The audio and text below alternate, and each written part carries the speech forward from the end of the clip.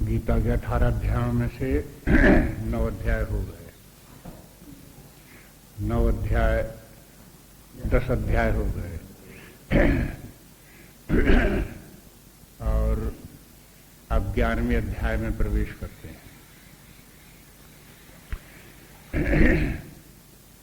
11वें अध्याय का नाम विश्वरूप दर्शन है। परमात्मा विश्वरूप में उपलब्ध है, इसलिए इसका नाम विश्वरूप दर्शन है। विराट रूप जो परमात्मा है वही विश्वरूप परमात्मा है। विराट भी कहते हैं, विश्वरूप भी कहते हैं।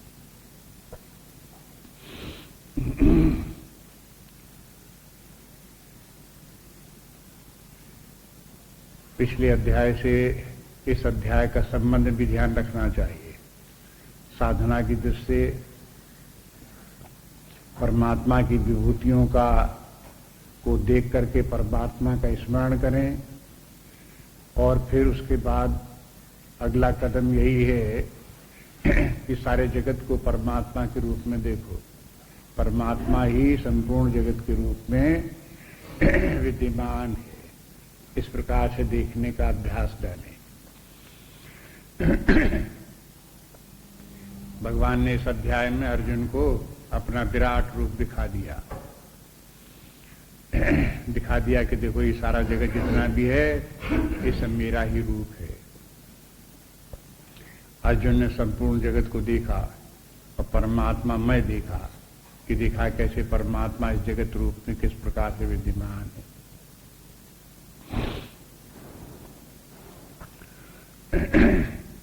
यहां पर एक बार फिर ये देख लेना चाहिए कि यदि हम विराट रूप परमात्मा को समझना चाहते हैं तो ये भी ध्यान में रखें कि परम तत्व जो है वो ब्रह्म है। परब्रह्म अनादि अनंत चेतन सत्ता आनंद स्वरूप अपनी सत्ता से विद्यमान। उसकी फिर एक माया की शक्ति को याद रखें। वो अनंत शक्तियों से संपन्न है। उसकी एक शक्ति माया शक्ति भी है। माया शक्ति जो है वो अद्भुत है। कैसी अद्भुत है कि जैसा परमात्मा है उससे विपरीत स्वभाव लक्षण वाली सृष्टि बना सकती है। एक भ्रांतिपूर्ण रचना उत्पन्न कर सकती है। ये माया का प्रभाव है। तो उसके द्वारा जगत की रचना होती है। पहले माया सूक्ष्म रचना करती है, फिर स्थूल रचना करती है। सूक्ष्म रचना में सूक्ष्म जगत आ जाता है और फिर जब स्थूल रचना होती है, स्थूल पंचीकृत पंचमहाभूते हैं, तो उससे फिर स्थूल जगत की रचना हो जाती है। जैसे जैसे माया के विस्तार होता है वैसे परमात्मा तो अनंत होकर के विद्यमान है ही है। जैसे कोई वस्तु की रचना करो तो आकाश तो वहां हो गई होगा। जैसे कुंभकार घट बनावे तो घट में आकाश तो पहले से ही विद्यमान होगा। उसको कहीं से घट आकाश लाना नहीं पड़ेगा। आकाश को वहां जाना नहीं पड़ेगा क्योंकि वो तो वहां पहले ही विद्यमान है। इसलिए माया जो कुछ भी रचना करती है उस परमात्मा के उदर में ही करती है। तो वो परमात्मा तो वहां विद्यमान रहता ही है। तो जब वो परमात्मा माया में विद्यमान होता है तो वो ईश्वर कहलाता है। मायापति, महेश्वर, ईश्वर, ये नाम उसकी संज्ञा इस प्रकार से वहां है। ईश्वर जो है वो फिर जब उस माया ने सूक्ष्म जगत की रचना कर ली तो अब वही ईश्वर जो है वो सूक्ष्म जगत की उपाधि से, माया की उपाधि तो है उसके साथ में, और माया ने सूक्ष्म जगत की रचना की तो उसकी उपाधि से फिर वो हिरण्यगर्भ है। फिर जब स्थूल जगत की रचना हुई तो वही ईश्वर, वही हिरण्यगर्भ फिर जगत की अपेक्षा से उसकी उपाधि से विराट कहलाया। तो ये है ईश्वर की दृष्टि से देखो तो ब्रह्म है, ईश्वर है, हिरण्यगर्भ है, विराट है। जगत की दृष्टि से देखो तो वो परमात्मा ब्रह्म इस जगत का अकारण कारण है, न कारण होते हुए भी कारण है। माया उसकी जो है प्रकृति है, माया के द्वारा जगत की उत्पत्ति होती है, इसलिए माया प्रकृति है। प्रकृति फिर जो है विकृत रूप धारण करती है तो सूक्ष्म जगत की रचना होती है, और विकृत पुनः विकृत होती है तब उसके बाद फिर स्थूल जगत की रचना होती है। तो माया की दृष्टि से देखते हैं तो माया का स्वामी परमात्मा, फिर माया, और माया से सूक्ष्म रचना और स्थूल रचना, ये क्रम हुआ। इस बात को ध्यान में रखें। अब इसमें जो मुख्य बात ध्यान दिलाने की है वो ये बराबर है कि परमात्मा तो सत्य और माया मिथ्या है। मिथ्या माया से जगत की रचना होती है, और सत परमात्मा के विद्यमान रहने से माया, मिथ्या माया भी सत्य के समान भासती है। जास सत्यता ते जल माया, भास सत्यव मोह सहाया। मोह के कारण हमें भ्रांति लगती है तो फिर वही जो है हमें माया और माया की रचना सत्य सी लगने लगती है। अब इसको ध्यान में रख करके देखो तो फिर अब उस परमात्मा तक पहुंचने के लिए उल्टा चलते हैं। उल्टा के मैंने हमारे सामने तो जगत है, शरीर है, यहां से फिर हम परमात्मा की तरफ विचार करते हुए आगे बढ़ते हैं। तो देखते हैं कि ये जगत जितना भी स्थूल जगत है, स्थूल जगत का कारण सूक्ष्म जगत है, सूक्ष्म जगत का कारण प्रकृति है, प्रकृति का कारण परमात्मा है। इस प्रकार से क्रम क्रम से अंदर पहुंचते हैं तो सूक्ष्माति सूक्ष्म होते जाते हैं, और जैसे जैसे सूक्ष्म होते जाते हैं वैसे वैसे महान होते जाते हैं। विराट से अधिक महान हिरण्यगर्भ है, हिरण्यगर्भ से महान ईश्वर है, ईश्वर से भी महान ब्रह्म है, परब्रह्म है। महान के माने और कुछ नहीं तो एक्सटेंशन में समझ लो, एक्सटेंड, व्यापकता में, फैलाव में। ये विराट विश्व जो है, ये विश्व जो है ये तो बहुत फैला हुआ है, लेकिन ये तो जो ब्रह्मलोक है उस ब्रह्मलोक के एक भाग में स्थित है। उसी ब्रह्मलोक में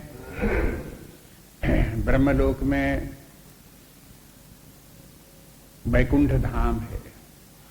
वैकुंठ धाम के एक भाग में यह विश्व है। विश्व से वैकुंठ धाम बहुत बड़ा है। वैकुंठ धाम ब्रह्मलोक का एक मोहल्ला है। एक मोहल्ले का नाम है वैकुंठ धाम, एक का नाम है शिव धाम, एक का नाम है गोलोक धाम, एक का नाम है साकेत धाम। ये सब उसके मोहल्ले हैं। आ ब्रह्म भुवनान लोका पुनरावर्तिनो अर्जुन, ये सब जितने मोहल्ले हैं ये सब ब्रह्मलोक में है। उस ब्रह्मलोक के सामने ये विराट विश्व जिसको आप देखते हो ये कुछ भी नहीं, जरा सा है वो। जैसे कि एक बड़े भारी नक्शे में आप कानपुर को देखो, एक बिंदी रखी हुई है, ऐसे उस विराट सृष्टि में जो ब्रह्मलोक की सृष्टि है उस सृष्टि के अंतर्गत इसको देखो तो उसके एक भाग में। अब इनको ऐसे नहीं देखना चाहिए कि ये लोक जो है ये इस लोक से थोड़ी दूर के ऊपर गोलोक धाम होगा या वैकुंठ धाम होगा या ब्रह्मलोक होगा, ऐसे नहीं। इसको देखो, सबको साथ साथ देखो। यह विश्व जो है वो वैकुंठ धाम का एक अंग है। वैकुंठ धाम चारों तरफ फैला हुआ है, इसमें भी व्याप्त है, उसके बाहर भी फैला हुआ है। अगर कोई वैकुंठ जाना चाहे तो दो तरीके जानने के हैं। एक तो एक शरीर में रहते हुए भी अपना आंतरिक विकास हो और वैकुंठ धाम का अनुभव करने लगे यहीं, क्योंकि वैकुंठ धाम यहाँ है ही है, उसी में ये विश्व भी है। वैकुंठ का आनंद लो, ब्रह्मलोक का आनंद लो, लेकिन ये भी हो सकता है कि आप शरीर छोड़ दो, स्थूल शरीर जो विश्व का एक अंग है, तो फिर इससे बाहर निकल करके भी आप उसको वैकुंठ धाम का आनंद ले सकते हो, वहां पहुंच सकते हो। तो पहुंचने के माने कहीं ऐसा नहीं कि कहीं आप चले जाओगे, केवल आपका ये पहुंचने के माने है जहां आप अपने स्थूल शरीर, सूक्ष्म शरीर, इन शरीरों के आवरण को और माया की विकृतियों को, तमोगुण को, रजोगुण को, इनसे सबसे जहां मुक्त हुए, तहां वैकुंठ धाम में पहुंच गए।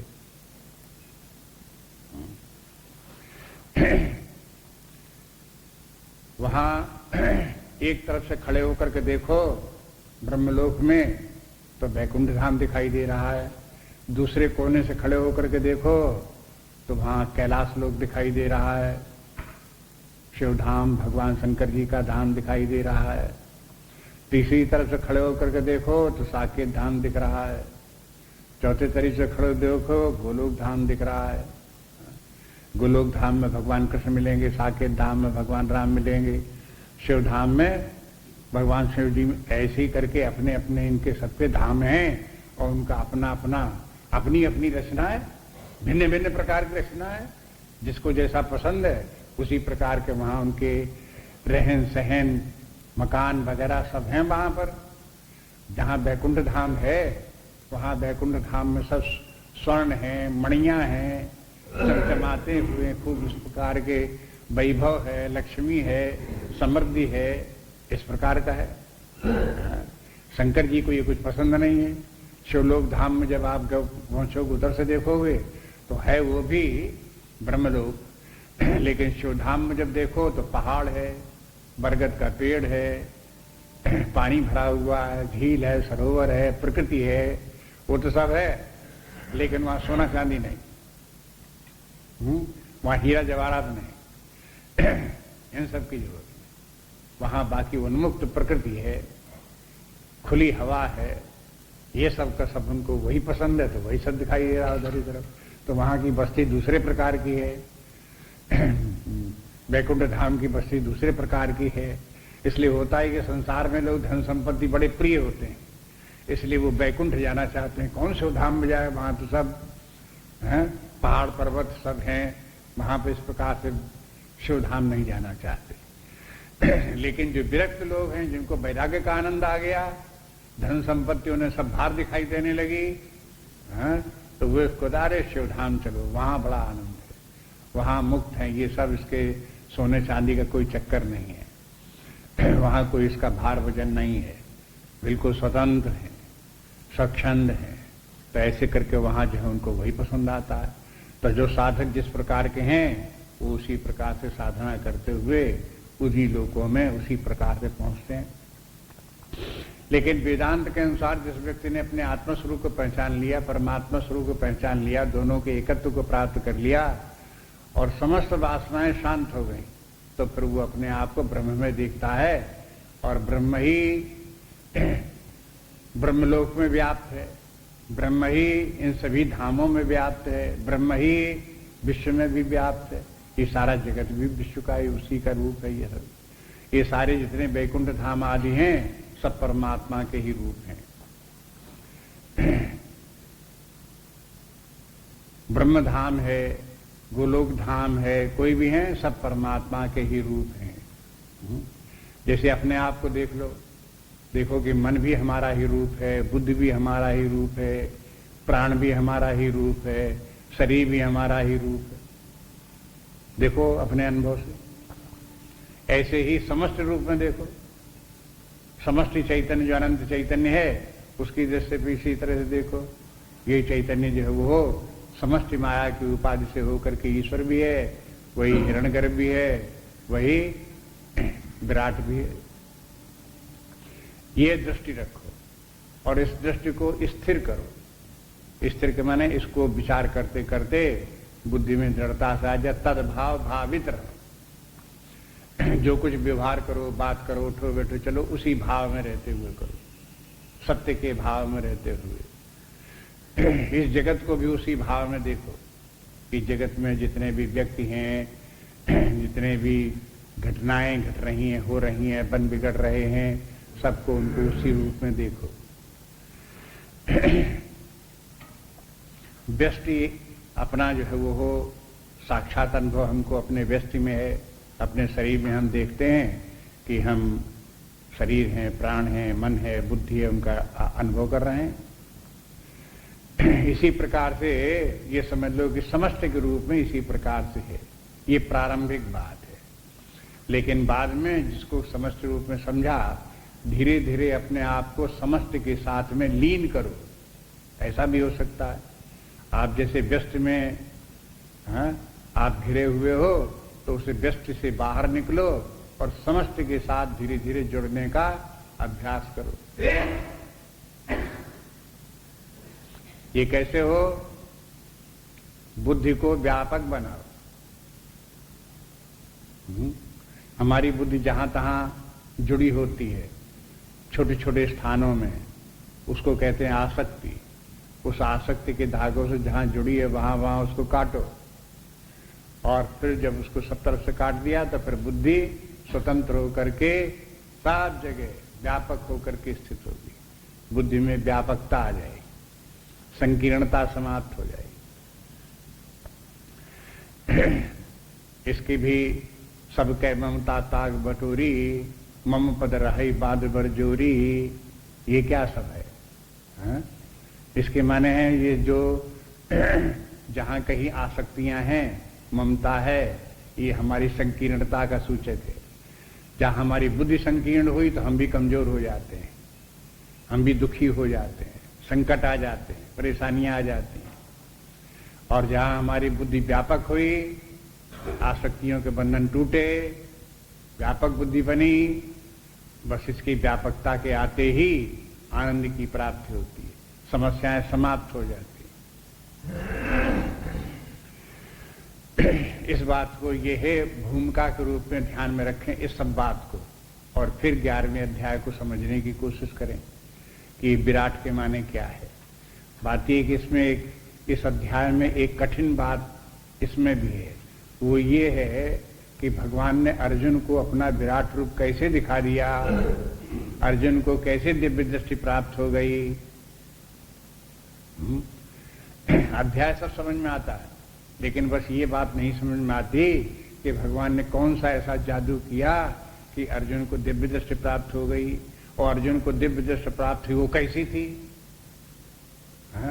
उसमें कैसे दिखाई दिया फिर विराट रूप। बस यहां आकर के बुद्धि अटक जाती। अटकने का क्या कारण है? अपनी बुद्धि की संकीर्णता, बस और कुछ नहीं।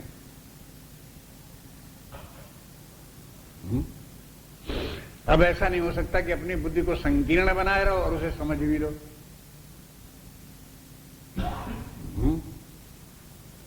फिर आप उसमें असमंजस में पड़े रहो, खींचातानी में पड़े रहो, और बार बार कहोगे अभी नहीं समझ में आया, अभी नहीं समझ में आया, फिर हिलाती रहो, हिलाती रहो।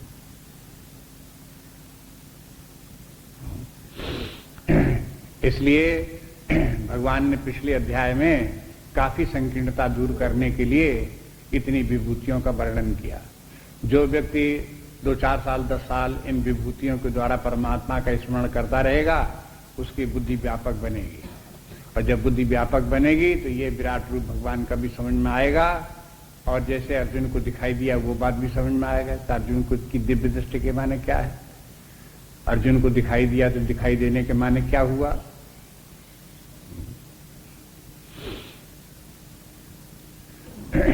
तुलसीदास जी कहते हैं, गुरु पद रज मृदु मंजुल अंजन, नयन अमीय दीर्घ दोष विभंजन, तेहि कर विमल विवेक विलोचन, वर्णहु रामचरित भवमोचन। देखो दिव्य दृष्टि तुलसीदास को प्राप्त हुई कि नहीं हुई, इसमें क्या वर्णन है। तुलसीदास जी कहते हैं हमको भी दिव्य दृष्टि प्राप्त हो गई। कैसे प्राप्त हो गई? अरे भाई तुम कहोगे भगवान कृष्ण थे, अर्जुन थे, वो तो बहुत पहले की बात है, पता नहीं कैसे दिव्य दृष्टि उन्होंने दे दी। लेकिन तुलसीदास जी तो आजकल के हैं, ज्यादा से ज्यादा 400-500 वर्ष हुए हैं, उनको दृष्टि, और तुलसीदास खुद कहते हैं कि मुझे ऐसे प्राप्त हो गए। तो कुछ तो ये आना ही चाहिए कि असंभव नहीं है, संभव है? जब संभव है तो वही करो। जो युक्ति उन्होंने अपनाई वो युक्ति अपने जो अपनाएगा उसको दिव्य दृष्टि प्राप्त हो जाएगी, और दिव्य दृष्टि प्राप्त होगी तभी समझ में आएगा। जिस व्यक्ति को दिव्य दृष्टि प्राप्त होती है उसी को समझ में आता है कि दिव्य दृष्टि क्या होती है।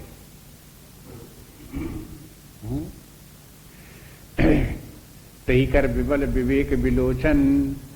अब तुलसीदास जी के विवेक विलोचन कैसे प्रकट हो गए, क्या समझ में आवे?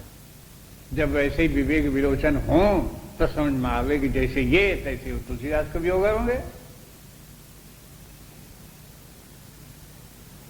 ये कहने के तात्पर्य। इसलिए इन शास्त्रों को समझने के लिए व्यक्ति के अपने व्यक्तित्व का उसी के साथ साथ विकास करना पड़ता है। जैसे शास्त्र आगे बढ़ाता है उसी साथ बढ़ते जाएं, अपने व्यक्तित्व का विकास करते जाएं, अपने मन बुद्धि का विकास करते जाएं, व्यापकता लाते जाएं, शुद्धता लाते जाएं, अंतर्मुखी होते जाएं, इसका निरंतर अभ्यास करें और लापरवाही न इसमें बरतें।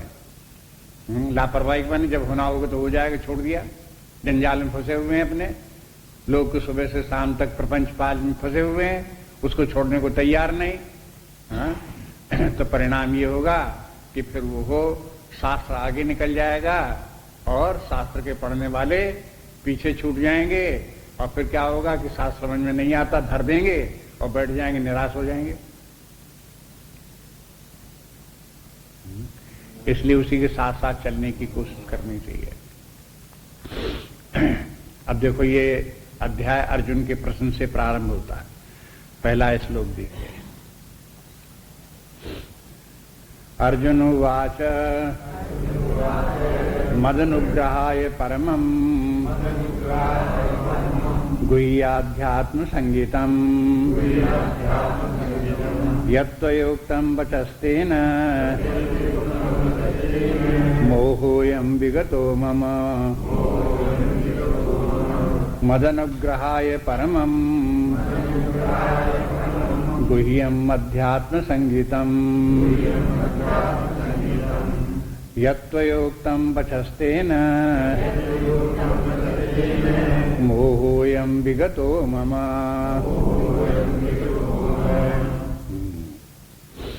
अर्जुन ने ये बताया कि आपने जो कुछ अभी तक बताया उसका प्रभाव हमारे ऊपर क्या हुआ।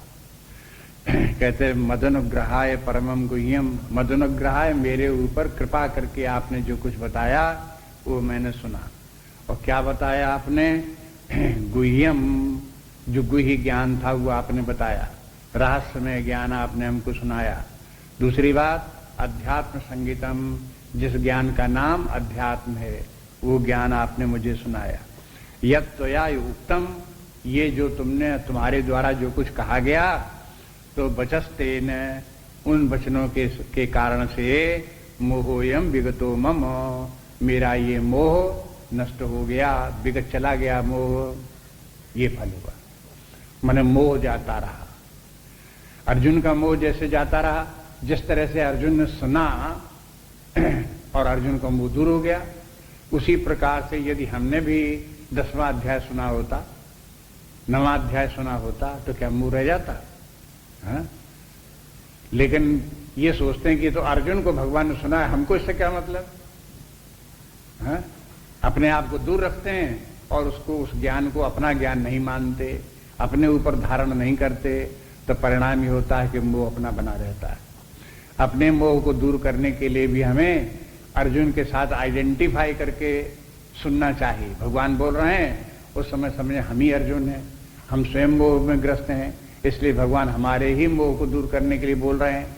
इस प्रकार से बराबर ध्यान में रखें तो अपना मोह भी दूर हो सकता है। तो ये सुनने का तरीका देखो, अर्जुन का मोह दूर हो गया, अर्जुन कहता है। अब फिर देखो इसमें से श्लोक के एक पहली बात तो ये कि मद अनुग्रहा है परमम यत्त्वयोक्तम, मेरे अनुग्रह के पर करके आपने जी ये परम ज्ञान मुझसे कहा। अनुग्रह करके किया माने ये भगवान ने जो कुछ ज्ञान दिया अर्जुन को, तो अर्जुन को समझ में आ गया कि ये भगवान ने हमारे ऊपर बड़ी कृपा की है जो ये ज्ञान दिया है। भगवान ने कहा कि देखो जो मेरा भक्त होता है मैं उसको कृपा पूर्वक उसे ज्ञान देता हूं। भगवान ने ही बता दिया अर्जुन को। तो अर्जुन ने कहा बिल्कुल ठीक बात, हमको भी ऐसा ही लगता है कि आपने बड़ी कृपा करके हमको यह ज्ञान दिया है। इसके माने क्या हुआ? माने प्रकारांतर रूप से आप क्या बोलेंगे? कहेंगे कि भगवान ने जो कुछ अर्जुन को ये बात बोली, ये लड़ाने के लिए नहीं बोली। हाँ, कि हम तुमको इसलिए बता रहे हैं कि तुम लड़ो, युद्ध करो। लड़वाने का उनका मुख्य प्रयोजन नहीं। अर्जुन लड़ता है, ये तो अर्जुन का मोह दूर होता है, ज्ञान होता है, उसके परिणाम स्वरूप अपना कर्तव्य समझ करके लड़ता है। लेकिन भगवान ने जो उपदेश दिया अर्जुन को, वो लड़ाने के लिए उपदेश नहीं दिया, मोह दूर करने के लिए उपदेश दिया। देखो, ध्यान दो तो समझ में आए कि भगवान ने कहा ये अर्जुन को कृपा पूर्वक उनको, अर्जुन को जो है ये है, उन्होंने ज्ञान दिया। न लड़ाने के लिए दिया, न फंसाने के लिए दिया, न मारने के लिए ये उपदेश दिया, न झंझट फाड़ने के लिए ये उपदेश दिया। भगवान ने जो कुछ बोला वो कहीं उसका लौकिक कारण नहीं था, कहीं कोई उसका लौकिक हेतु नहीं था। उसके पीछे बस यही था, अर्जुन भगवान की शरण में है, भगवान का भक्त है, भगवान का प्रिय है, इसलिए प्रियता देख करके भगवान उसके मोह को दूर करने मात्र के लिए उससे इस प्रकार से बोल रहे हैं। तो इससे यह भी पता चलता है, जैसे दूसरे अध्याय में देखा था, यहां एक बार मोह की बात फिर आई है और अंत में 18वें अध्याय में मोह की बात फिर आएगी। वहां ये देख लेना चाहिए कि गीता जो है ये किस लिए है? मोह दूर करने के लिए है। गीता का अध्ययन करते करते व्यक्ति का मोह दूर हो जाना चाहिए। अगर मोह बना रहा तो गीता इसके माने न सुना न समझा। गीता उपदेश का मुख्य हेतु मोह के दूर होने को है, मोह विनिर्मित हो जाए व्यक्ति। इसलिए यहां पर भी एक बार फिर मध्य में, गीता के मध्य भाग में ये अर्जुन के मुख से कहला दिया कि हमारा मोह दूर हो गया। भगवान मोह दूर करने के लिए ही उपदेश देते आ रहे हैं और अर्जुन ने भी ये स्वीकार कर लिया कि मेरा मोह दूर हो गया। लेकिन एक बात और ध्यान रखिए, वो ये है कि ये ज्ञान मोह का दूर करने वाला जरूर है और ज्ञान से मोह दूर भी जरूर होता है, लेकिन ज्ञान पूरा होने नहीं पाता। व्यक्ति को पहले ही लगने लगता है कि मानो मोह दूर हो गया है। भगवान कृष्ण को मालूम है कि अर्जुन कह जरूर रहा है कि मेरा मोह दूर हो गया है, लेकिन मोह दूर हुआ नहीं है, ये सूचना यहां पर है। और ऐसा बहुत बार होता है। संसार में जो लोग जो हैं, साधक लोग हैं, वेदांत का अध्ययन करते हैं, विचार करते हैं, चिंतन करते हैं, उनको बहुत जल्दी ये लगने लगता है कि हमारी सब समझ में आ गया, हमें आत्मज्ञान भी हो गया, ब्रह्म ज्ञान भी हो गया, अब हमारा सारा मोह निवृत्त हो गया। ये बात उनको लगने लगती है। लेकिन जब उनको ये बात लगने लगती है तब वास्तव में वो होता नहीं है वैसा। न ज्ञान हुआ होता है, न मोह दूर हुआ होता है। उससे सावधान रहना चाहिए। मोह दूर होने की अथवा आत्मज्ञान ब्रह्म ज्ञान होने की भ्रांति भी होती है। जैसे संसार की भ्रांति कि संसार ही सत्य है, मोहजाल में पड़े वही सत्य है, ऐसे ही जब ज्ञान हुआ तो फिर ज्ञान यद्यप हुआ नहीं, केवल मौखिक ज्ञान है, केवल शाब्दिक ज्ञान है, केवल बौद्धिक ज्ञान है, केवल ग्रंथ का ज्ञान है, लेकिन लगता है कि ज्ञान हो गया। इसलिए इसमें बीच में रुकना नहीं चाहिए, आगे बढ़ना चाहिए इस ज्ञान के लिए, और भी आगे अभ्यास बराबर करते ही रहना चाहिए। जैसे कि भगवान आगे, जैसे अर्जुन ये कहता मेरा विगतो मोहोयम विगतो मम, मेरा मोह दूर हो गया, लेकिन आगे की अध्याय जो है 8 अध्यायों में 11वें से लेकर के 18वें अध्याय तक भगवान निरंतर अर्जुन के मोह दूर करने के लिए और भी ज्ञान देते रहते हैं, उपदेश शिक्षा देते रहते हैं। दूसरे ये है कि ये मोह जिस ज्ञान से दूर होता है उस ज्ञान की 2 विशेषताएं यहां अर्जुन के मुख से प्रकट हो गई, शास्त्रकार ने सुझा दी। पहली बात तो कि अध्यात्म ज्ञान है और दूसरी बात ये गुह्य ज्ञान है। अध्यात्म संगीतम, संगीतम के माने क्या है? संज्ञा, और संज्ञा के माने क्या है? नाम। संज्ञा माने नाम। इस ज्ञान का नाम है अध्यात्म ज्ञान, अध्यात्म विद्या। अध्यात्म विद्या इसका नाम क्यों है? क्योंकि यह अपने आप, अपने व्यक्तित्व, अपने स्वरूप के संबंध में है। ये सब्जेक्टिव साइंस है, इसलिए इसका नाम अध्यात्म विद्या है। सब्जेक्टिव है, ऑब्जेक्टिव नहीं। भगवान ने अपनी विभूतियों का वर्णन किया, लेकिन अर्जुन को समझ में आई ये अध्यात्म विद्या है, माने सब्जेक्टिव साइंस है। आपको लगेगा ये तो ऑब्जेक्टिव साइंस थी। भगवान ने अपनी विभूतियां बड़ा ये बताया परमात्मा कैसा है, और फिर परमात्मा ने जगत की रहस्य रचना की, और जगत में कहां कहां परमात्मा की विभूतियां। तो ये तो सब जो ऑब्जेक्टिव बातें हो गई।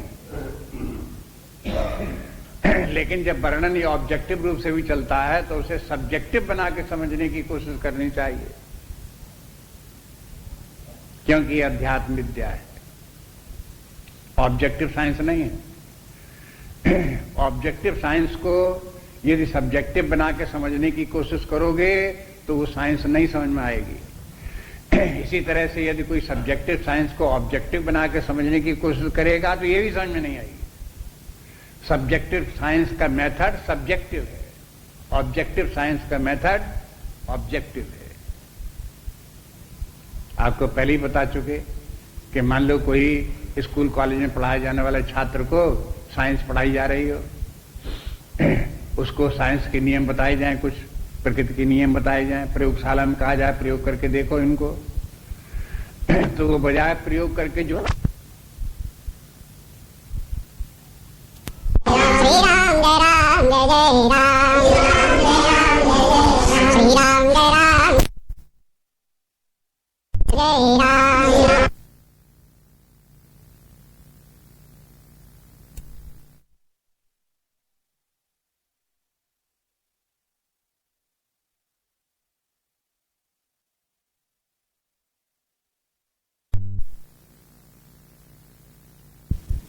तो सब्जेक्टिविटी उसमें जोड़ दी तो ऑब्जेक्टिविटी गलत हो गई। वहां उसका प्रयोग, एक्सपेरिमेंट उसका गलत हो गया। वहां सब्जेक्टिविटी नहीं चलती है, ऑब्जेक्टिव रहना पड़ता है। और मना किया जाता है, उन छात्रों को बार बार समझा दिया जाता है कि देखो जब तुम लेबोरेटरी में जाओ तो जो वहां तुम प्रयोग करते हो, जो वहां रीडिंग हो, उसको सावधानी से देखो, वही लिखो, अपनी मनगढ़ंत बात मत लिखो, नहीं गलत हो जाएगा। बार बार समझा दिया जाता है। ऐसे ही जबकि स्पिरिचुअल साइंस अध्ययन करते हैं हम लोग, तो उसमें बार बार समझा दिया जाता है कि चाहे जितनी इसमें आपको किस्सा कहानी सुनाई जाए, चाहे जितना इतिहास सुनाया जाए, लेकिन अपने माइंड को आप सब्जेक्टिव रखें। जब कोई कहानी सुनाई जाए तो आप ये मत समझो कि प्राचीन काल की 10,000 वर्ष पुरानी कहानी है, वो ये समझो कि हमारे आंतरिक जीवन की कहानी है। ये सब्जेक्टिव साइंस की कहानी, जरूर इसका संबंध हमारे साथ में है, इसका घटित होना हमारे ऊपर ही घटित हो रही है। बराबर इस बुद्धि को बनाए हुए देखो, तब आपकी ये विद्या काम करेगी और उसका फल देखने में आएगा। इसलिए देखो ये अध्यात्म विद्या है, इस बात को बराबर ध्यान में रखो। दूसरी बात, अध्यात्म विद्या गुह्य विद्या है। गुह्य विद्या के माने अपने भीतर छिपी हुई सी है, खोजनी पड़ती है अपने भीतर। जैसे ऑब्जेक्टिव वस्तुएं मानो एक प्रकार से सामने प्रकट सी है, इसलिए वो गुह्य नहीं है। प्रकृति में आप भले ही देखो कि ये प्रकृति है और प्रकृति के ये नियम है, उन नियमों के भी पीछे ये नियम है, ये भले ही समझ लो कि ये जड़ सृष्टि है, इसके पीछे एटम्स हैं, उसके पीछे एनर्जी है, ये कुछ भी आप सोचते चले जाओ, एक के भीतर एक समझते चला, लेकिन वो सब प्रकट है, वो रहस्य कुछ भी नहीं। अगर एटमिक एनर्जी तक भी पहुंच गए तो भी वो रहस्य नहीं है। क्यों रहस्य नहीं है वो? क्योंकि आप जहां पर आपको वो उसके इंस्ट्रूमेंट आपको मिल गए देखने के लिए, तो ऑब्जेक्टिव रूप से आप उसको भी देख लोगे, सामने आ गया वो। इसलिए गुह्य उसमें कुछ भी नहीं है। बस ये हो सकती कि किसी बात को आप पहले नहीं जानते, अब बात जान गए, पहले नहीं देखा तब आपने देख लिया। गुह्य उसमें कुछ भी नहीं, रहस्य कुछ भी नहीं है। लेकिन अध्यात्म विद्या रहस्य विद्या है। रहस्य के माने मिस्टिक, मिस्टिसिज्म है यहां पर। मिस्टिक के माने यह है कि आप एक तो अध्यात्म विद्या अपने भीतर जाओ और उसके बाद भी वहां पर रहस्य है। माने हमको दिखाई कुछ देता है लेकिन वैसा नहीं है, कुछ और ही। इस प्रकार से अपने अंदर इस बात को देखो। तो जब तक आप अपने अंदर देखो, जब साधारण से किसी व्यक्ति से कहते हैं कि भाई ध्यान करने के लिए बैठो, आंखें बंद करके बैठो, परमात्मा का ध्यान करो। उससे पूछा कि तुमने आंखें बंद की कि हाँ, कि अब तुम्हें क्या दिखाई देता है? तो क्या बोला कि अंधेरा अंधेरा दिखाई देता है, बीच बीच में कुछ जो है वो हो नीले नीले पीले पीले बादल से दिखाई देते हैं।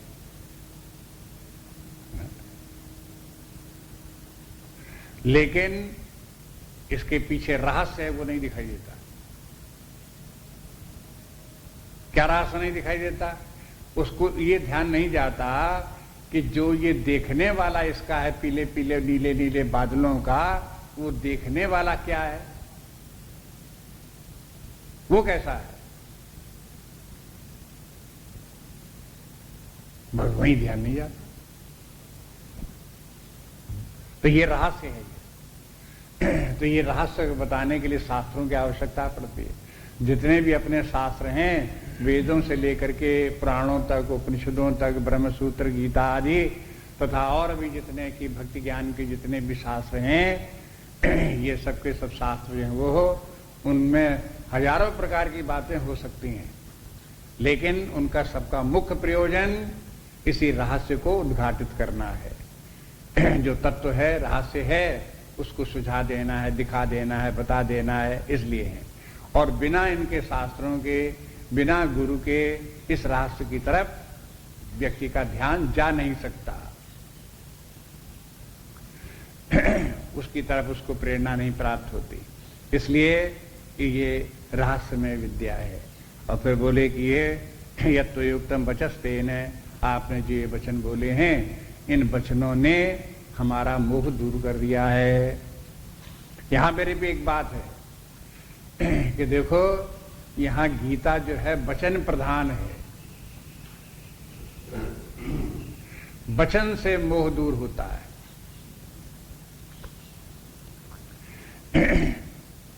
उपनिषद जो है वो अर्थ प्रधान है। उपनिषदों के महावाक्यों के अर्थ के ऊपर जब विचार करोगे तब मोह दूर होगा। अर्थ प्रधान है। अगर अर्थ पर ध्यान नहीं दोगे तो मोह दूर नहीं होगा। गीता जो है वो वचन प्रधान है। जब तक ये मान करके नहीं चलोगे कि भगवान के वचन हैं, ये प्रमाणिक हैं, इसलिए उन पर श्रद्धा विश्वास जब तक नहीं अपने मन में आएगी, तब तक मोह दूर नहीं होगा।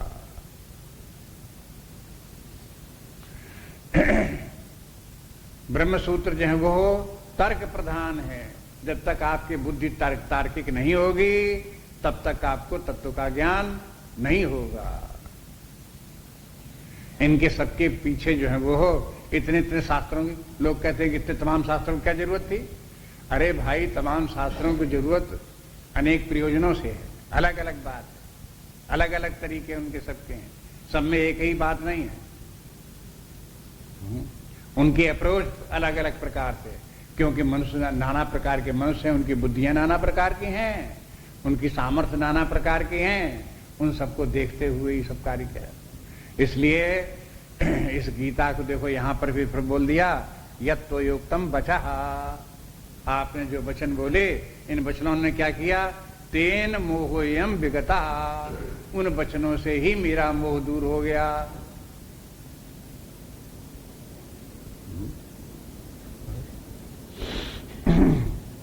रामचरितमानस भी ऐसा ही है, वो भी वचन प्रधान है।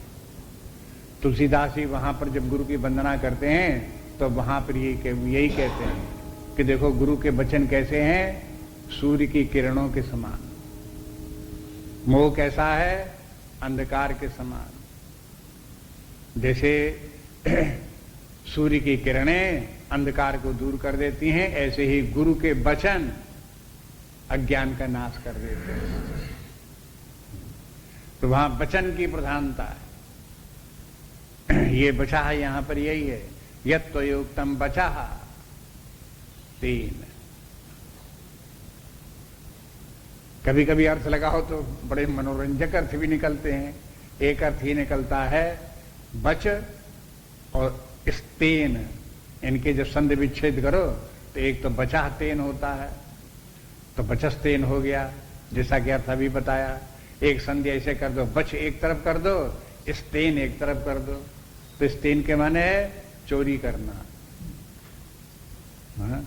आपके वचनों ने हमारे मोह की चोरी कर ली।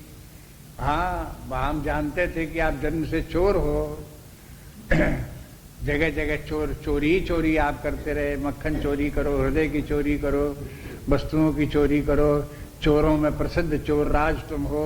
तो तुमने आज हमारे जो है यहां भी चोरी की और हमारा मोह चोरी कर लिया। स्तेन मन चोरी करना। मोहोयम विगतो मम, इस प्रकार से मेरा मोह जो है वो दूर हो गया। अगला श्लोक देखिए, भवाप्ययो हि भूतानां श्रुतौ विस्तरशो मया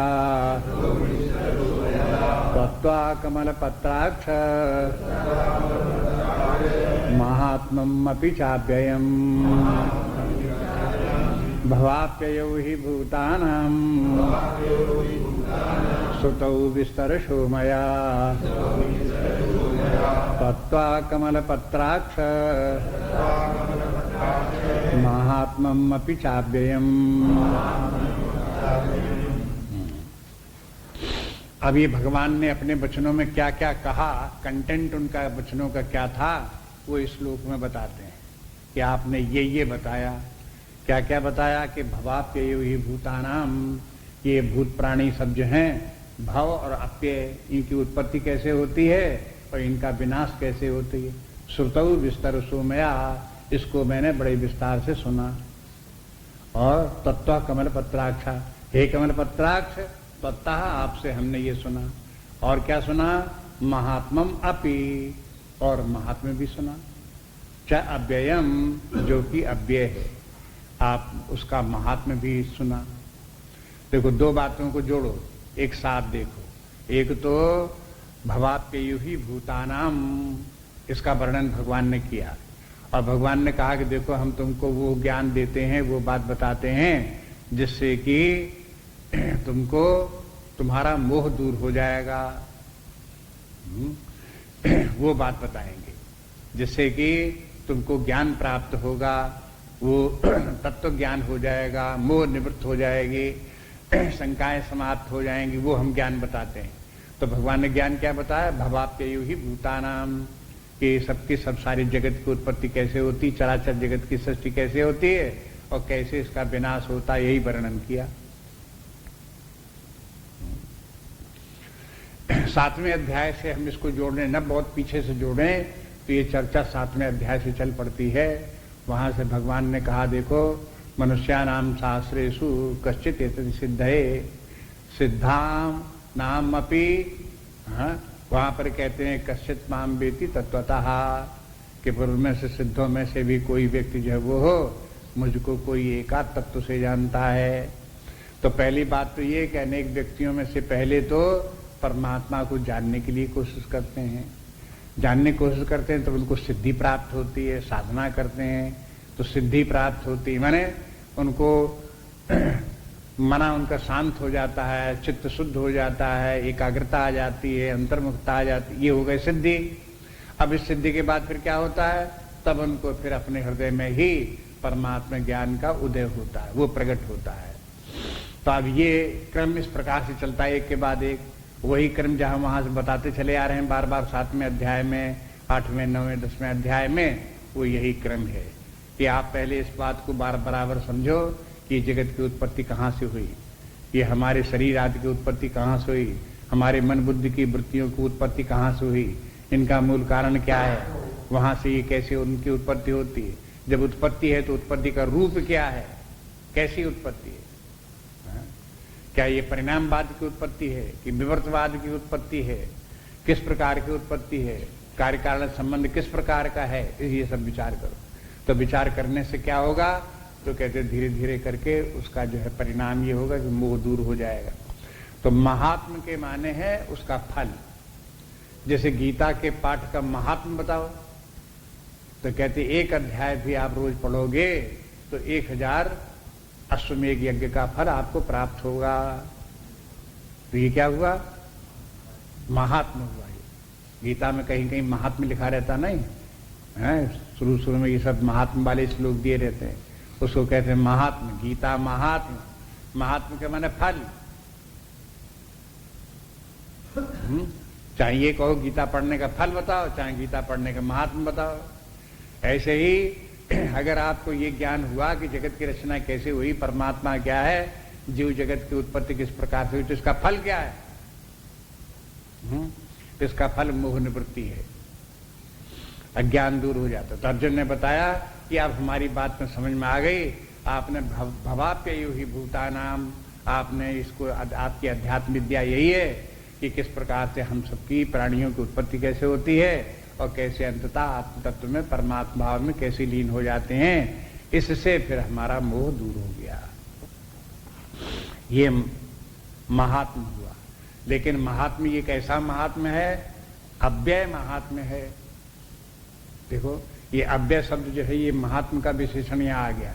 परमात्मा भी अव्यय है, परमात्मा का ज्ञान भी अव्यय है, और परमात्मा के ज्ञान से प्राप्त होने वाले जो मोह निवृत्ति या मुक्ति है वो भी अव्यय है। ये सब अव्यय है, क्योंकि सब मिलकर के एक ही है।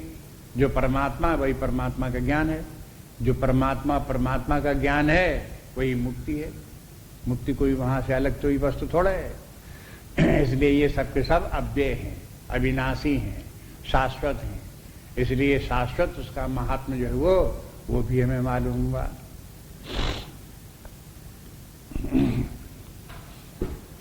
यहां देखो भगवान का एक नाम और आ गया, कमल पत्राक्षा। कमल पत्राक्षा के माने कमल के पत्ते की तरह के नेत्र।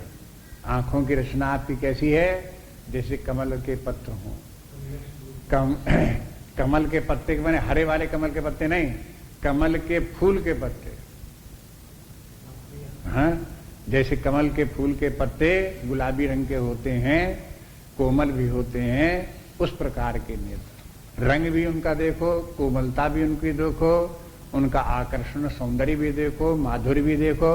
भगवान के नेत्रों में ये सब गुण विद्यमान होने के कारण से वो कमल पत्राक्षा हैं।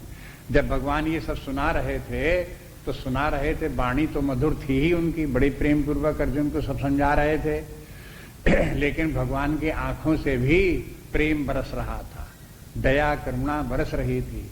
इसके कारण से अर्जुन ने जब ध्यान दिया भगवान की तरफ तो दिखाई दिया कि अरे ये तो बड़े कृपालु हैं, ये बड़े दयालु हैं, इनके नेत्रों में तो देखो कैसा प्रेम भरा हुआ है, कैसा आनंद भरा हुआ है। इसलिए उसको कहने के लिए उसने कमल पत्राक्षा कह दिया भगवान। तत्वा कमल पत्राक्षा महात्ममपि चाव्ययम। इस महात्मा को मैंने सुना। अगला श्लोक देखिए, यो में तथ्यथातच्च यथार्थ त्वमात्मानं परमेश्वरः द्रष्टुमिच्छामि ते रूपम् ऐश्वरं पुरुषोत्तम। एवमेतत् यथार्थ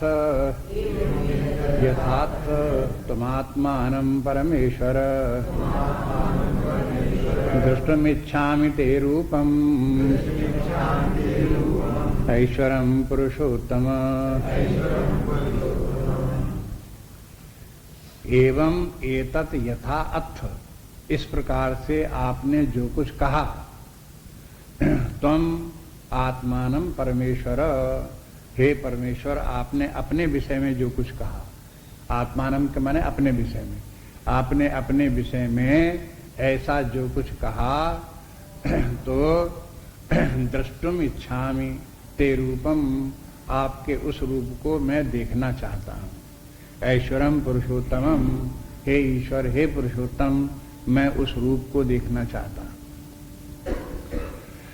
किस रूप को देखना चाहते हैं? पिछले अध्याय का जो अंतिम श्लोक था, अंतिम श्लोक, अथवा बहुतेने एतेन किम, अथवा बहुत बातें बताने से क्या कि मेरे एक अंग में ये सारा विश्व स्थित है। एकांशेन स्थितो जगत, ये सारा जगत मेरे ही एक अंश में स्थित है। तो अब वो परमात्मा कैसा महान है जिसके कि एक अंश में ये सारा विश्व स्थित है। अर्जुन को लगा ये मैं देखना चाहता हूं। तो यहां से अर्जुन का प्रश्न प्रारंभ हो गया, जिसलिए अर्जुन ये बोल रहा था। पहले बात तो उसने बताई, जो कुछ आपने कहा, अर्जुन ने उसको सुना, वो बता दिया अर्जुन ने कि मैंने ये सुना, मैंने ये समझा। अब आगे वो चाहता है जो कुछ भगवान बतावें, तो वो ये है कि हम आपके उस रूप को देखना चाहते हैं। द्रष्टुम इच्छामि, मैं देखना चाहता हूं। ते रूपम माने आपके रूप को मैं देखना चाहता हूं। आप कैसे हैं? पुरुषोत्तम हैं, ईश्वर हैं, मैं आपके रूप को देखना चाहता हूं। पुरुषोत्तम रूप भगवान का क्या है? ईश्वरी रूप भगवान का क्या है? वो ईश्वरी रूप को देखना चाहते हैं। भगवान ने ईश्वरी रूप, अब आगे जब देखेंगे अर्जुन के पूछने का तात्पर्य क्या है और भगवान क्या आगे दिखाते हैं, उससे पता चल जाता है कि अर्जुन जो है वही देखना चाहता था जो कुछ भगवान आगे दिखाना चाहते हैं, दिखा देते हैं अपने स्वरूप को। इसलिए उसी रूप के संबंध में कहता है कि जैसी महिमा आपने अपने स्वरूप के संबंध में वर्णन की कि मैं ऐसे ऐसे, मेरे सबके सब विभूतियां हैं, इन सब विभूतियों से मैं युक्त हूं, तो वो सब विभूतियां आप में कैसे हैं, ये मैं स्वयं देखना चाहता हूं। इस श्लोक में अपना अर्जुन ने जो जिज्ञासा है वो बोल। एक श्लोक और अर्जुन का है, उसमें ये कहता है, मन से यदि तच्छक्यम मया दृष्टुमिति प्रभो योगेश्वर ततो मे त्वं दर्शयात्मानम् अव्ययम्। मन्यसे यदि तच्छक्यम् मया दृष्टुमिति प्रभो योगेश्वर ततो मे त्वं दर्शयात्मानम् अव्ययम्। मन्यसे यदि तच्छक्यम, तच्छक्यम न शक्यम, शक्यम न संभावित, अगर आप संभव समझते हो, मानते हो कि ये संभव है, मया दृष्टुम, कि मैं आपके उस रूप को देख सकूं, इति प्रभो, तो हे प्रभो, हे योगेश्वर, ततो में तुम दर्शय, तो फिर हमें आप वो अपना रूप दिखाइए। आत्मानम अव्ययम, अपने उस अव्यय रूप को हमें दिखाइए। अब यहाँ जो परमात्मा है वो भी अव्यय है। अव्यय शब्द यहाँ फिर आ गया। देखो, अव्यय फल भी था, महात्मा भी अव्यय था, और यहाँ वो परमात्मा भी अव्यय है। अव्यय का परमात्मा का जो अव्यय रूप है वो अर्जुन देखने के लिए कहता है। पहली बात तो ये, अर्जुन ये क्यों कहता है कि अगर संभव हो कि मेरे द्वारा देखा जा सकता है तो आप मुझे दिखाइए। मन से यदि तत्सक्यम, यदि लगा हुआ है, यदि आप समझते हो कि मैं उस रूप को देखने का अधिकारी हूं, दिखाइए। आगे आप चलेंगे तब देखेंगे कि भगवान ये कह देते हैं अर्जुन से कि देखो, तुम अधिकारी तो हो देखने के लिए अपनी भक्ति के कारण से, लेकिन इन आंखों से अगर तुम देखना चाहो, चर्म चक्षुओं से, तो नहीं देख सकते हो। तो उसको देखने के लिए तुम्हें अधिकारी बनाना पड़ेगा, तुम्हें दिव्य दृष्टि देनी पड़ेगी, उससे ये सब दिखाई देगा। तो अर्जुन ये समझ रहा था कि क्या इन्हीं आंखों से हम सबको देख सकते हैं? चर्म चक्षुओं से देख सकते हैं। तो अर्जुन से पूछता है यदि हमें आप समझते हो कि हम वो आपके उस रूप को देख सकते हैं तो संभव हो तो आप हमें वो रूप दिखाइए। बोलने का भी ये तरीका है। जहां गुरु शिष्य का संबंध हो वहां पर बोलने का तरीका यही है। अर्जुन ये नहीं कह सकता था भगवान कृष्ण से कि देखो अब आपने जब अपने ये सब रूप अपना बता दिया है कि मैं ऐसा ऐसा हूं तो आप अपना वो रूप हमको दिखाइए। भगवान कहते कि भाई देखो तुमको तो वो रूप दिखाया नहीं जा सकता। तो क्या दिखाओगे कैसे नहीं? जब तुमने बताया तो तुम्हें दिखाना पड़ेगा। ये तरीका नहीं है। ये तरीका यदि कोई अपनाता है तो वो गलत तरीका है और ऐसे तरीके से सफलता भी प्राप्त होने वाली नहीं।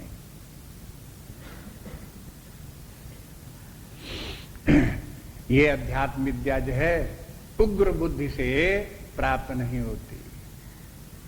इस विद्या को प्राप्त करने के लिए सौम्य बुद्धि चाहिए और ये भाषा सौम्य भाषा है।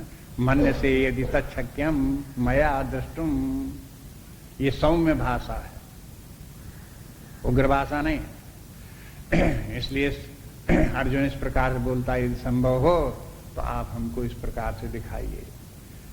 योगेश्वर आप प्रभु, योगेश्वर प्रभु माने कि आप समर्थ हो। प्रभु के माने समर्थ। भगवान समर्थ हैं इसलिए प्रभु का परिणाम भी देखने में आता। बाद में भगवान अपनी सामर्थ्य भी दिखाते हैं कि अर्जुन को दिव्य दृष्टि दे देते हैं। ये उनकी प्रभुता है, उनकी भगवान की सामर्थ्य है जिसके कारण अर्जुन दिव्य दृष्टि प्राप्त कर सका और देख सका। और फिर अर्जुन कहता है भगवान आप योगेश्वर हो। योगेश्वर के माने योगी नाम ईश्वरः योगेश्वरः, जो योगी लोग हैं उनमें सबसे महान योगी आप हो। योग क्या है, योगी क्या है? योग के माने अगर किसी को भगवान में भक्ति आ गई तो वो भक्त हो गया भगवान का, और जो भगवान का भक्त है वो योगी है। अगर किसी ने भगवान का ज्ञान प्राप्त किया तो ज्ञान योग से भगवान का ज्ञान प्राप्त हुआ, तो जो ज्ञानी व्यक्ति है वो भी योगी है।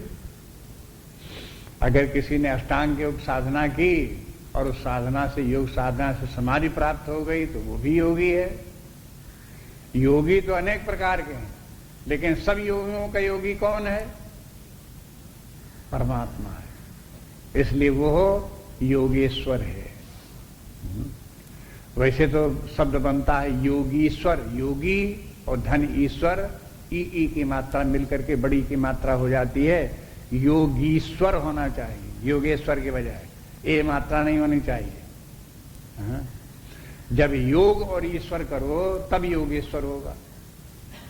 योगी और ईश्वर कर दोगे तो योगीश्वर हो जाएगा। तो इससे मालूम पड़ता है योग और ईश्वर के माने है योगी के लिए योग शब्द का प्रयोग किया गया। समस्त योगों के जितने भी योगी हैं वो कोई न कोई योग से योगी हुए हैं, और उन जितने भी योग हैं उन सब योगों के भी आप योग हो, इसलिए योगेश्वर हो। योग प्लस ईश्वर योगेश्वर। तब ये भगवान योगीश्वर की बार बार आता रहता है भगवान कृष्ण के लिए, परमात्मा के लिए कि वो योगेश्वर है। ये शब्द भी भगवान के बहुत से नाम बोले जाते हैं, उनमें एक नाम ये भी बोला जाता है। योगेश्वर के तात्पर्य हुआ कि जो व्यक्ति परमात्मा ज्ञान तक को प्राप्त है, परमात्मा स्वयं परमात्मा स्वरूप है, परमात्मा से युक्त है, निरंतर युक्त है, परमात्मा भाव से कभी अलग नहीं होता, ये लक्षण जो है योग के माने परमात्मा से जुड़ना। जितने भी साधन है वो सब परमात्मा से हमको जोड़ते हैं, मिलाते हैं, एकीकृत करते हैं, इसलिए योग कहलाते हैं। लेकिन परमात्मा तो नित्य अपने आप से युक्त है, नित्य युक्त है। जो नित्य युक्त है वो तो योगेश्वर हुआ ही हुआ। इसलिए बोले कि आप हे योगेश्वर ततो में तुम दर्शय, हे भगवान तो फिर हमें आप वो रूप दिखाइए। अव्ययम जो आपका अपना स्वरूप है, अव्यय आपका अपना स्वरूप है, वो दिखाइए। अब एक बात को यहां पर भी ये फिर ध्यान में रखो कि ये जगत तो अव्यय नहीं है? जगत अव्यय नहीं है, लेकिन जगत के रूप में जो परमात्मा दिख रहा है वो परमात्मा अव्यय है। अब देखने की देखो दृष्टि दो प्रकार की। जैसे आपके सामने घड़ा रखा हो तो एक तो देखने की दृष्टि ये है कि घड़ा तो बड़ा अच्छा है, बड़ा सुंदर घड़ा है, खूब गोल है, रंग भी बड़ा अच्छा है इसका है। एक रूप तो देखना ये है घड़े का। और दूसरी तरफ देखना ये है कि घड़ा मिट्टी का है। कुम्हार ने मिट्टी लेकर के ये घड़ा बनाया। घड़े में और कुछ नहीं, सब जगह मिट्टी ही मिट्टी है। मिट्टी के अतिरिक्त इसमें और कहीं कुछ नहीं। घड़े का देखना है कि ये भी है। क्या कोई मिट्टी देख रहा हो घड़े में तो आप नहीं कह सकते हो घड़ा दिखाई देता उसे? घड़ा तो दिखाई दे रहा है जो मिट्टी देख रहा है। और मिट्टी ने देख रहा हो, घड़ा देख रहा हो तो भी कहोगी घड़ा देख रहा है। तो दृष्टियां दोनों प्रकार की। लेकिन जिसको घड़ा दिखता है उसे फिर मिट्टी नहीं दिखती, लेकिन जिसे मिट्टी दिखती है उसे घड़ा भी दिखता है। मिट्टी प्रधान दिखती है और घड़ा सेकेंडरी दिखता है। इसी प्रकार से जिसको जगत दिखता है उसे परमात्मा नहीं दिखता, लेकिन जिसे परमात्मा दिखता है परमात्मा भी दिखता है और जगत भी दिखता है। और ये भी समझ में आता है कि परमात्मा जगत के रूप में है तो जगत का अस्तित्व कितना है, जगत का स्वरूप कितना है, ये भी दिखता है उसे। इसलिए परमात्मा का अव्यय रूप के माने है जैसे घट का मिट्टी अव्यय रूप है और घट जो है वो विकारी है। घट बना, घट बिगड़ जाएगा, टूट फूट जाएगा, मिट्टी बनी रहेगी। ऐसी परमात्मा सदा बना रहता है, जगत बनता है, जगत बिगड़ता है। तो अव्यय रूप तो इस जो परमात्मा का अव्यय रूप विराट रूप में भी अगर परमात्मा को देखो तो परमात्मा अव्यय है, इस रूप से जगत को देखो कि जगत में सब बदल रहा है लेकिन परमात्मा सदा एक ही वही विद्यमान है। उसी ने इस सब परिवर्तित रूप जगत का धारण किया हुआ है। ये सब आगे की जो आता है विराट रूप का वर्णन जैसा आता है उसके लिए सबकी भूमिका है। यहीं से ये सब बातें याद रखनी चाहिए जो अर्जुन ने प्रश्न में पूछी हैं, बोल रहा है अर्जुन, इन सबको ध्यान में रखें और फिर आगे फिर विराट रूप का वर्णन आएगा तब वहां देखेंगे।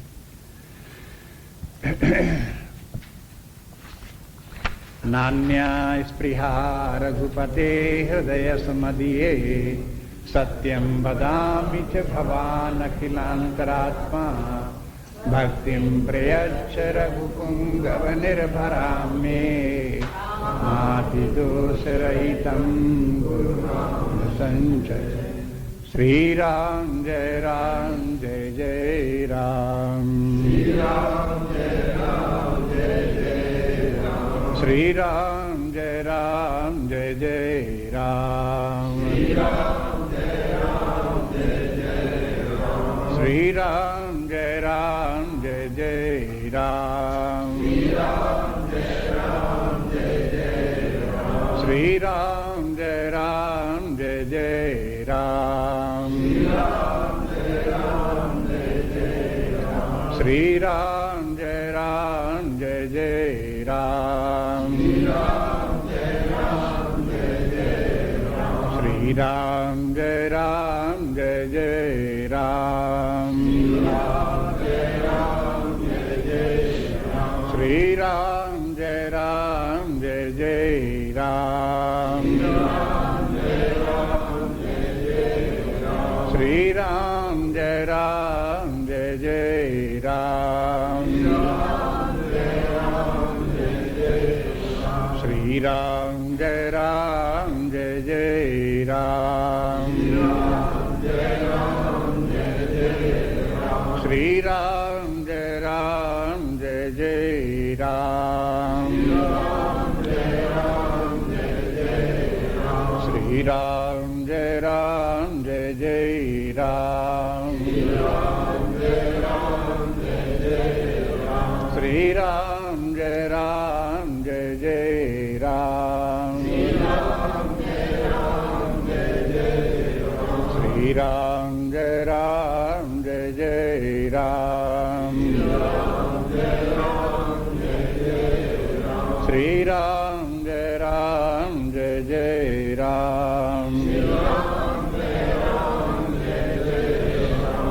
राम जय जय राम